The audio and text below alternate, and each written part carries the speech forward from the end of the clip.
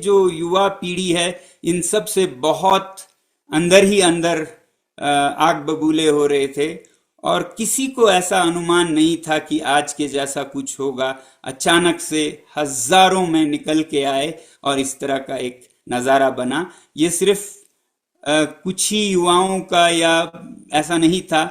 इसमें बच्चियां, स्कूल की लड़कियां, कॉलेज की लड़कियां, मंक्स जो भिक्षु हैं वो भी आके बाहर भिड़ने लगे पुलिस से। तो ये एक तरह का बड़ा सी जो अनशन पे बैठे थे उनमें हमारे बहुत ही वरिष्ठ नेता भी थे, थुप्स्तन सेवांग जी जैसे। वो बाहर गए भी रोकने के लिए युवाओं को, मगर डर था कि उन्हीं पे अटैक ना हो जाए। उन्हें वापस आना पड़ा। इतने बेकाबू हो गए थे युवा, जैसा कहते हैं ना जेनजी का जो फ्रेंजी, वो आज लद्दाख में दिखने लगे। उनको किसी के नहीं सुनाई दे रहा था, किसी की वो नहीं सुनना चाहते थे। वो बस जान की परवाह नहीं कर रहे थे। गोलियां चल रहे थे, वो गोलियों के बीच अपना तोड़ फोड़ किए जा रहे थे। मगर मैं समझता हूं उनकी बढ़ास को, जो 5 साल का था। मगर ये तरीका नहीं था। इस तरीका जो तरीका अपनाया उसकी मैं निंदा कर।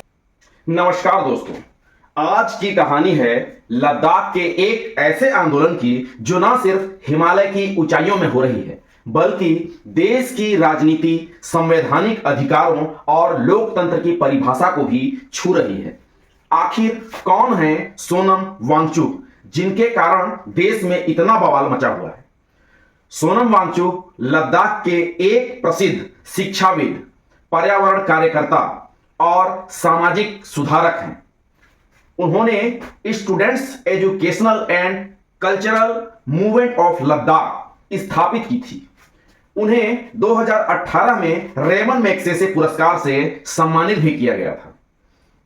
अगस्त 2019 में जम्मू कश्मीर से लद्दाख को अलग कर एक संघ शासित क्षेत्र यानी कि यूनियन टेरिटरी बनाया गया, लेकिन इसमें विधानसभा लेजिस्लेचर नहीं है।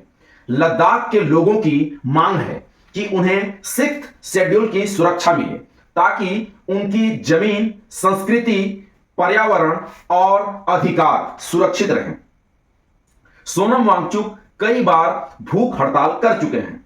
उदाहरण के लिए 21 दिन की भूख हड़ताल के बाद भी सरकार से जवाब नहीं मिलने पर आंदोलन तेज कर दिया गया।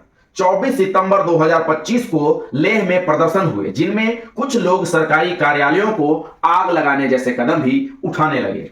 इन हिंसक घटनाओं में 4 लोगों की मौत भी हो गई और कई लोग घायल हुए। सरकार का कहना है कि वांगचुक द्वारा की गई कुछ उत्तेजक बयानबाजी के कारण आंदोलन को हिंसात्मक मोड़ दे दिया गया।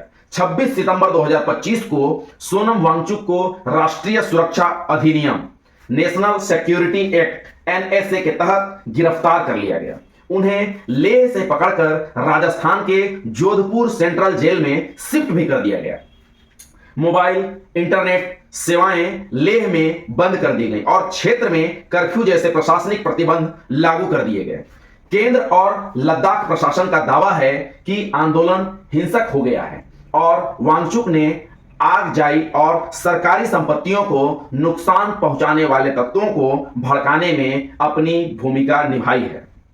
सेमकोल की एनजीओ के विदेशी धन लेन देन की जांच भी की जा रही है। दूसरी ओर वांगचुक ने कहा है कि वे हिंसा का समर्थन नहीं करते हैं। उनका आंदोलन शांतिपूर्ण है और उनके ऊपर लगाए गए आरोप राजनीतिक दबाव और विरोध को दबाने की कोशिश है।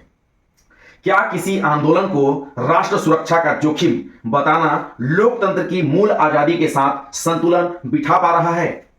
क्या अभिव्यक्ति की आजादी और शांतिपूर्ण विरोध की अनुमति देना लोकतंत्र की मजबूती है? क्या 6th शेड्यूल जैसे संवैधानिक उपाय लद्दाख जैसे संवेदनशील और पारिस्थितिक रूप से नाजुक क्षेत्र में संतुलन स्थापित कर सकते हैं?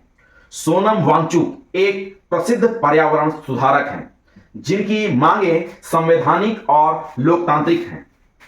सरकार ने हिंसक घटनाओं और दोषी बयानों को आधार बनाकर एनएसए लागू किया है, जो एक सशक्त कानूनी उपाय है लेकिन नागरिक अधिकारों की दृष्टि से गंभीर प्रभाव डालता है।